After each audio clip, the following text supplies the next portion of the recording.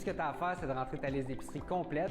Selon les produits que tu as sélectionnés, on te montre le total de chaque grande bannière, plus le prix détaillé de chaque produit.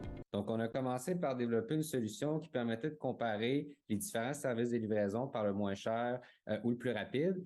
Puis, on a fait ça pendant environ 1 an et demi. Ça n'a pas fonctionné comme on voulait. On n'avait pas assez de traction pour pouvoir continuer à aller de l'avant.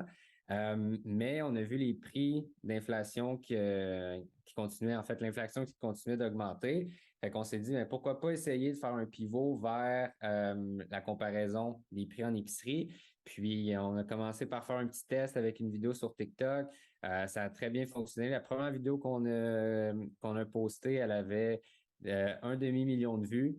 On est allé chercher 8 000 abonnés en l'espace de 24 heures. Donc, on s'est dit, OK, il y a peut-être quelque chose là qu'on tient. En fait, l'application, je pense qu'elle arrive à un super bon moment parce qu'effectivement, on a vu que le prix des aliments augmente. Évidemment, il y a une tendance inflationniste. On présume aussi dans le domaine de l'alimentation, il y a quelques études qui suggèrent aussi que, disons, que les distributeurs s'en sont mis un peu plein les poches, disons, avec la pandémie, puis qu'il y a une partie de l'inflation qui est probablement causée justement parce qu'ils en profitent pour augmenter les prix.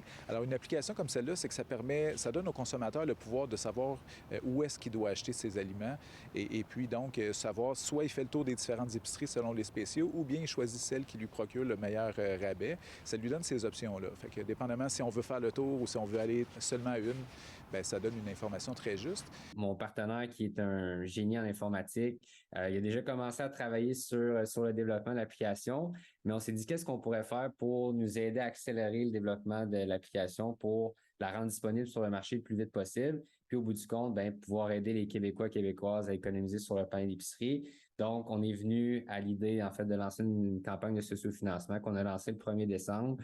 Puis, la campagne, en fait, va se terminer le 5 janvier. Donc, déjà avec le montant qu'on va récolter, évidemment, le plus haut montant qu'on va pouvoir récolter, le plus vite qu'on va être capable de réinvestir cet argent-là dans l'entreprise pour maximiser les ressources qu'on va pouvoir utiliser.